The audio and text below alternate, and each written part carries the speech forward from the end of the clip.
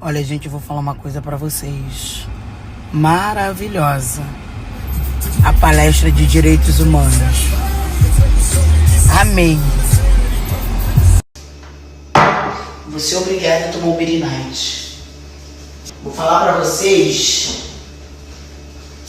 Na moral, numa boa, eu cheguei atrasada. Era melhor não ter ido.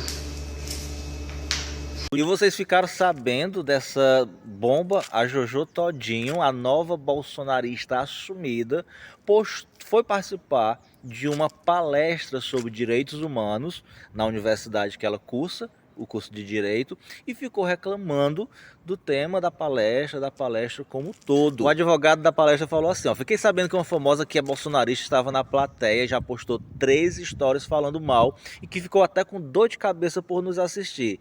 Ter alguém se incomodando a esse ponto por aprender sobre o que são os direitos humanos em um curso de direito mostra a vala que é esse câncer chamado bolsonarista. E bonita, tá preparando bem, né, a sua carreira. Aliás, que carreira? Bem, a Jojo Todinho disse que ninguém poderia dizer que ela é bolsonarista, porque ela nunca afirmou que era, ou não era. Porém, ela se comporta como uma bolsonarista, por isso fica com essa fama.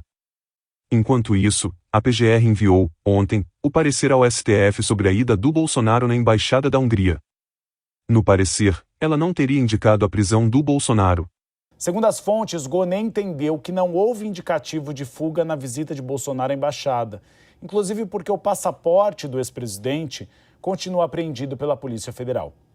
Bolsonaro, lembrando, passou 2 noites no local após ter o documento apreendido e ver aliados políticos serem presos. Depois que o caso veio à tona, Alexandre de Moraes deu 48 horas para Bolsonaro se explicar. A defesa dele disse ser ilógico sugerir que a presença na embaixada fosse um pedido de asilo ou uma tentativa de fuga. Moraes então pediu que a Procuradoria-Geral da República emitisse opinião sobre as explicações. Agora, Moraes vai continuar a analisar o caso no Supremo Tribunal Federal. Agora, vai caber ao Alexandre de Moraes a decisão final. Muitos estão dizendo que ele pode impor medidas como tornozeleira ao Bolsonaro. Falando em Alexandre de Moraes, ontem, Elon Musk, empresário bilionário, com fortes ligações com a extrema-direita mundial, resolveu confrontar o Moraes, na sua plataforma, insinuando que o ministro do STF estaria impondo censura no Brasil, que é justamente o discurso dos bolsonaristas. Minha gente, o Tônio da Lua dos States voltou a atacar o ministro Alexandre de Moraes. Ele simplesmente pegou uma postagem antiga do Alexandre de Moraes e respondeu perguntando por que ele censurava tantas pessoas. O Elon Musk, deixa eu te falar uma coisa, queridinho. Mexer com Alexandre de Moraes é mexer com a casa de maribondo. E outra coisa, bebê, você nessas Coca-Cola toda não. Você é só um riquinho herdeiro que encheu o bolso de dinheiro do governo dos Estados Unidos, dinheiro público, que fizeram as tuas empresas crescer desse jeito. Você foi só o cara certo na hora certa, mas de inteligência, de QI, você, ó, é fraco. Outros tendo a oportunidade que você teve já estaria, ó, bem acima de ti. Zé Ruela. Falando em política externa, hoje, aconteceu um grave fato na história da diplomacia mundial. A polícia do Equador invadiu a Embaixada do México, o que levou o governo mexicano a romper relações com o Equador. O México cortou as relações diplomáticas com o Equador depois que a polícia equatoriana prendeu o ex-vice-presidente do país, Jorge Glass, que estava asilado dentro da Embaixada mexicana. A operação aconteceu horas depois de o governo mexicano ter garantido o asilo diplomático ao político, aumentando a crise entre os dois países. Segundo a agência de notícias Associated Press, os agentes arrombaram as portas da embaixada. Glass foi vice entre 2013 e 2017, nos governos de Rafael Correa e Lenín Moreno. Ele foi condenado pela Justiça do Equador por corrupção, estava abrigado na Embaixada do México desde dezembro. Glass alega estar sendo perseguido pela Procuradoria-Geral do Equador. O presidente do México, Andrés López Obrador, afirmou que a invasão da embaixada para prender um asilado político é uma violação da lei internacional. Na quinta-feira, a situação já tinha se agravado, depois de comentários do presidente do México, López Obrador, criticando as eleições no Equador. Vários países da América Latina, incluindo o Brasil, condenaram a invasão da embaixada pelo Equador e se colocaram ao lado do governo mexicano.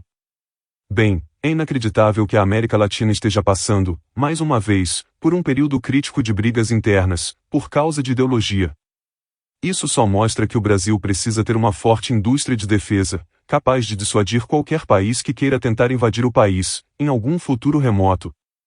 Por isso, como já disse na comunidade do canal, e nas redes sociais, o governo brasileiro não pode deixar que a Avibraz seja entregue para uma empresa australiana, e nem para nenhuma outra empresa.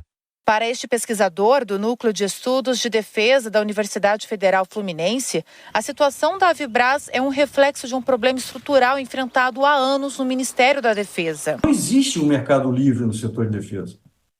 E nenhum país, sério, né, deixa... porque ela é parte componente, ela é mais importante do que uma unidade militar combatente. Você monta uma unidade militar combatente em poucos meses. Agora, uma Avibraz, ela demorou 60 anos para ser construída. Uma empresa de estratégia de defesa, que ela envolve tecnologia, envolve muito mais coisa, é muito mais complexo. Para esse professor da Unicamp, especialista no setor aeroespacial, a crise na Avibraz também é consequência da falta de incentivos do governo brasileiro para exportação de produtos de defesa fabricados no país. O que é destinado ao investimento em defesa no Brasil é insuficiente. Isso é um volume muito pequeno de recursos, é destinado a investimentos na área de defesa. E além desse volume destinado à área de defesa ser um recurso insuficiente, é um volume irregular, onde eu tenho uma variação muito grande de um ano para o outro. De acordo com o presidente do sindicato, ainda não há informações sobre como vai ficar a situação dos trabalhadores, caso a venda da Avibraz seja confirmada. Pela forma como está, o governo autorizou a venda da Avibraz para esta empresa australiana. Paga o salário dos trabalhadores, resolve uma situação que já era para ter sido resolvida? Sim. Agora, que garantia que nós temos que esta nova empresa, agora australiana, ela vai garantir a Avibraz aqui no Brasil? O governo autorizar numa boa a entrega da principal indústria de defesa que tem no país, a gente vê isso como muito preocupante. Para finalizar o vídeo, infelizmente, um grande brasileiro nos deixou hoje. Ziraldo, cujo personagem mais conhecido, o Menino Maluquinho, fez parte da infância de milhões de brasileiros. Aqui temos uma amostra de como a obra de Ziraldo pode dialogar e interagir com você. É um convite ao mergulho e ao acolhimento. Venha brincar de roda no mundo Zira. Mensagem aqui na exposição. A gente vai conversar aqui com as pessoas que vieram aproveitar esse sábado, acompanhando a obra, apreciando tudo que ele deixou, qual a importância desse momento para a cultura, para a arte no Brasil. Boa tarde. É muito importante, né, que as novas gerações possam ter esse contato com esse artista renomado que o país teve, que infelizmente faleceu hoje, que não só contribuiu com a obra dele, né, mas com questões políticas bastante relevantes,